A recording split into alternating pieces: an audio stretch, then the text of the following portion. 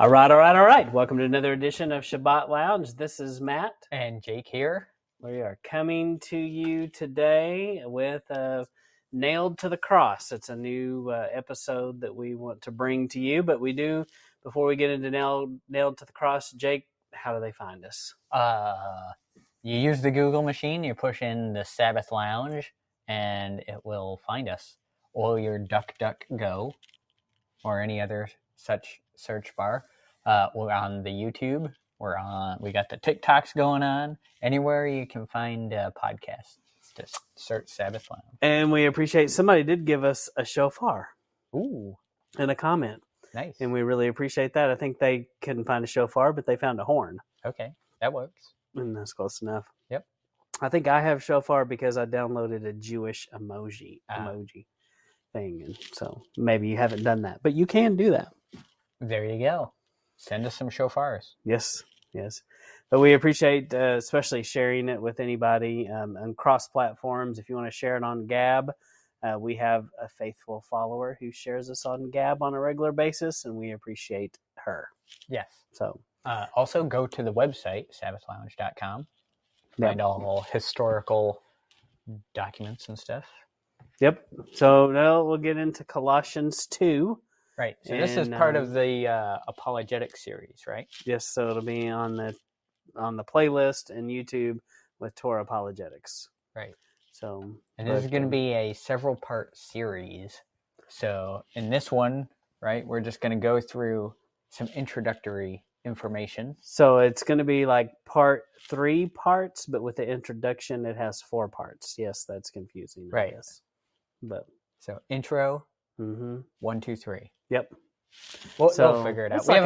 We have the smartest audience in radio. We do have the smartest audience, and it's just like a book. There's an intro, and then there's chapter 1. Right. So we just don't have a table of contents or an epilogue. Yes. Or any of that. All right, so we'll get right into it, and so we're going to take a look and see what does Colossians say. So in our introduction, we're going to talk about who are these people. Why is it called Colossians, Jake? Let's find out together, Matt. So when we look at a map of the ancient churches, that's a good place to start. Yes, yeah, I like maps. So this map's showing up a little fuzzy here, but you can see Colossae is down there by Laodicea. And so Laodicea is the church that you don't want to be a part of, the one that's lukewarm, and he's going to spit you out of his mouth. So but Colossae was very close to that area. Not that they were the same, but that's kind of the area. It's probably like Turkey-ish. Yep, you're in Turkey. Yep. If you see behind this map here, chart, it does say Turkey behind there. Oh. It does. Yeah. So there you go. All right. So that's where they are. Something important to realize. When I first realized this, I thought it was a big deal. So how close is Turkey to Israel? To the north. It's not too far away. It's kind of far away, especially if you're on foot. Well, on foot, yeah.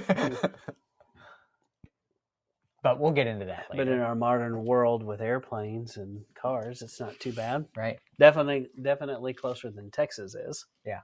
So. All right. So Paul's letter. So Paul, Jake, he wrote these as personal letters. Yeah, and they're called interesting letters from Paul. Right.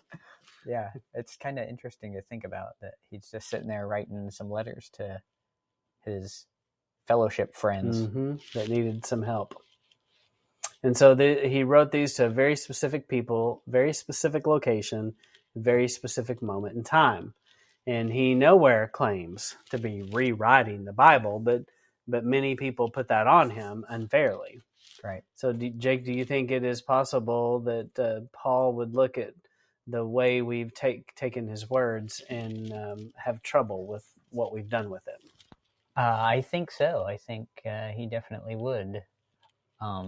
Why don't you explain a little bit more about what you mean by rewriting the Bible? I could see that being confusing for someone. Well, just meaning that we often the way I grew up in New Testament church, it was like Paul rewrote the Bible and all the other stuff disappeared. And he said something. What I was taught is that he said something new that had never been said before, and this was all new, and it replaced what was in said replacement before. theology kind of thing. Yeah, and so all that was old. No need to study the old. And I don't think anywhere Paul ever claimed to be doing any of that. Right. And if you were doing that, that would be kind of a big deal, and it looks like you would say that. Seems like you would. Yeah. And in fact, we know the prophets would have to have said that because he doesn't do anything unless he reveals it through his prophets.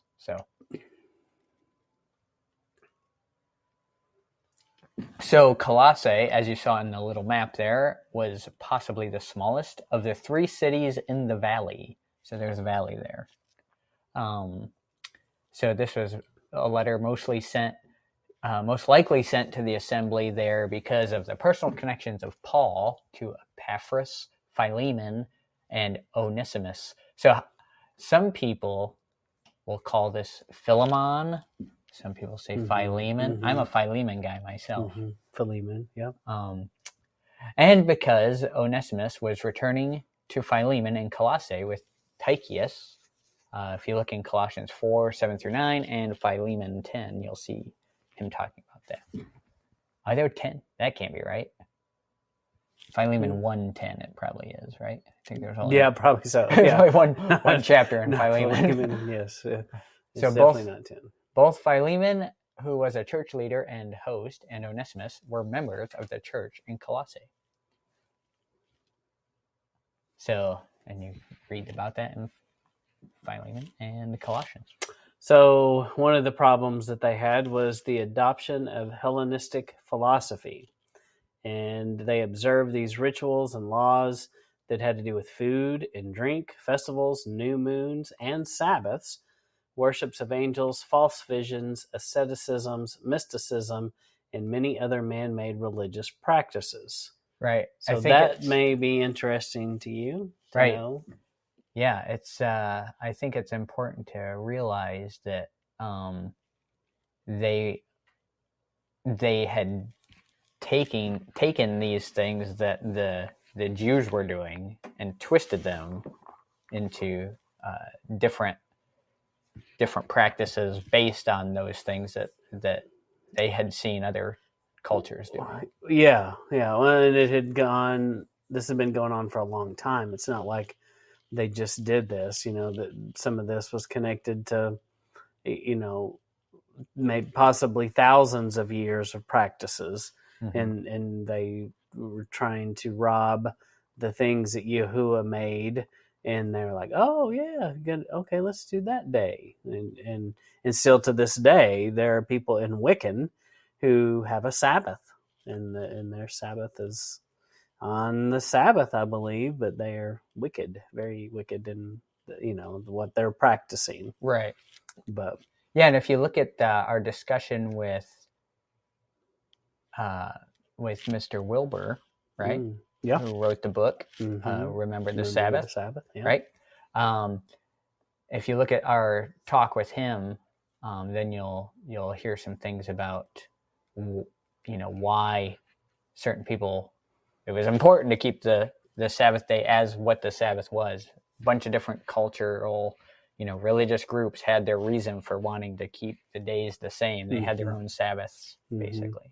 But this is so important in Colossae to understand that there were people who practiced a religion, who honored a Sabbath, who had festivals and had things to do with food and drink. So as we read and look in Colossians, you have to keep that in mind, that yes, of course, there are Hebrew people or Jewish people, if you will, that observed food and drink rules and festivals. But and so it can be confusing if you don't take the time to kind of sort some of these things out. And I think many people have confused some of these things, and may not have realized that the people did, had these weird things that they did too. Right. And they had this, you see this word there, asceticism. Mm-hmm. It kind of goes in line with the Hellenistic practices of they're trying to do things to set themselves apart, which is, something we're familiar with. And they're trying to be better by denying their bodies of certain things.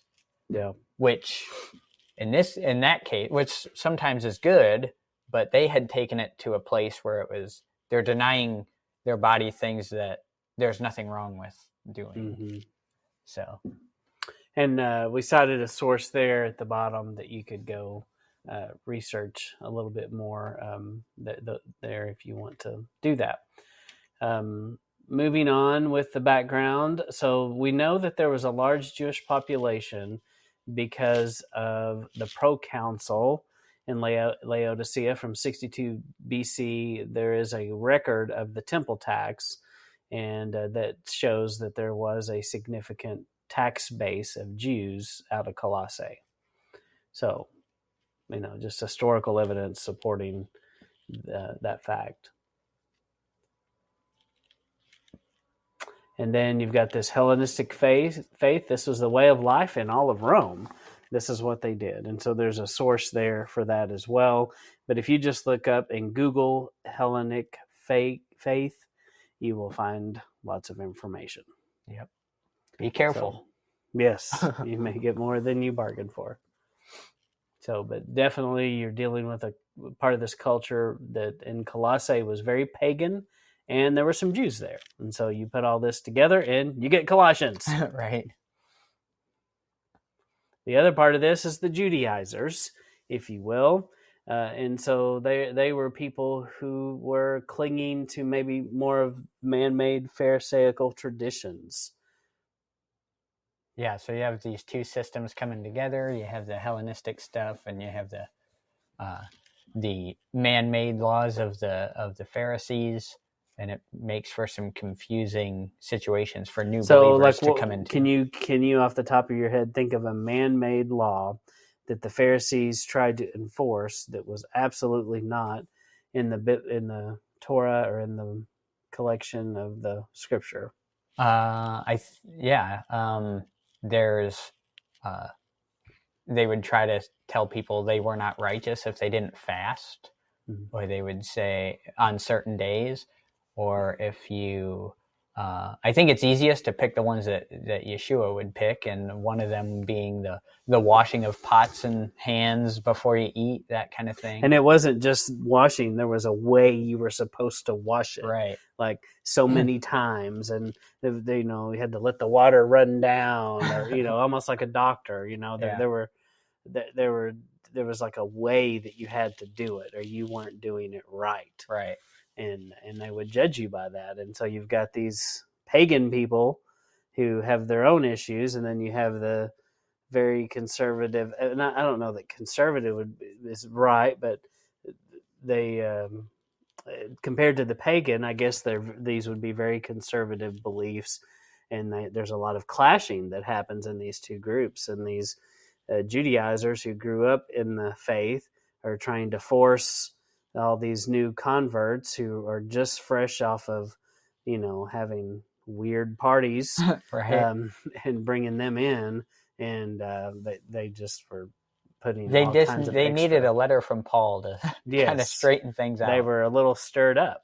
Yeah. So they were in kind of chaos. It's kind of what it leads you to believe. There were some issues. And so I think it's important, Jake, how in our studies about Exodus and that early church, how is it like this early church?